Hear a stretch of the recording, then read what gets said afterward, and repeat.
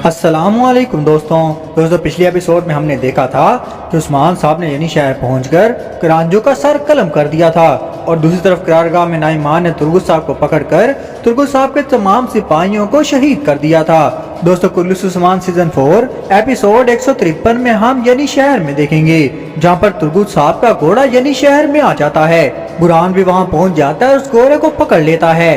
बुरहान देखता है कि उस घोड़े की गर्दन पर तो खून लगा हुआ है। बुरहान देखता है कि उस घोड़े के साथ एक पैगाम भी मौजूद था। जब बुरहान उस पैगाम को खोल कर पढ़ता है तो वो हैरान और परेशान हो जाता है क्योंकि ये पैगाम तुर्गुत साहब के बारे में था।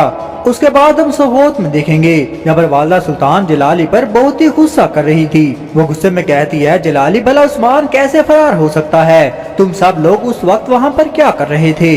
इस पर जलाली कहता है, वालदा सुल्तान जैसे उस्मान को हवेली की खबर मिली वो करारगाह से हवेली की तरफ चले गए, वरना तो खवातीन का जिंदा रहना नामुमकिन था।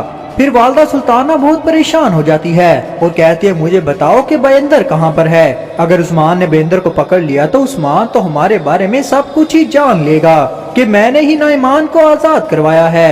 इस पर काराबेल भी बोलता है और कहता है, वालदा सुल्तान ना ही बेंदर और ना ही हुसैन की हमें कोई खबर मिली है। वालदा सुल्तान और गुस्सा होती है और कहती है, इतना सब होने के बाद यहाँ पर रुकना अक्लमंदी की बात नहीं है। वो जलाली को कहती है, तमाम घोड़े तैयार करो, हम वापिस से कोनिया जा रहे हैं। उसके बाद यानी हवेली में देखेंगे जहाँ पर बुरहान वही घोड़े वाला पैगाम लेकर उस्मान साहब के पास आ जाता है। फिर उस्मान साहब वो खत पढ़ने लगती हैं।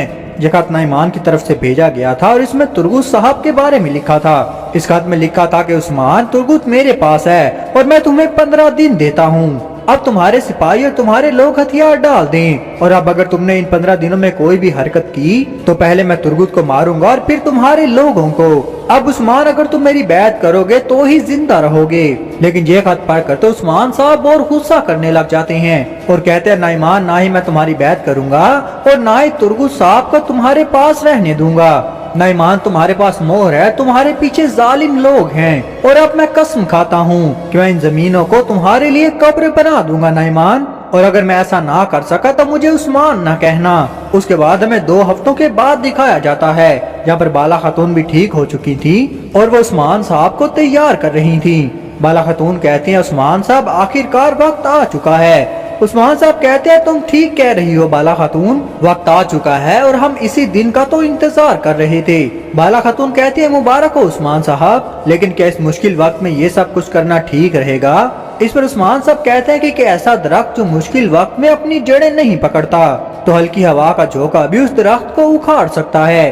अब हम कोशिश करेंगे बाला।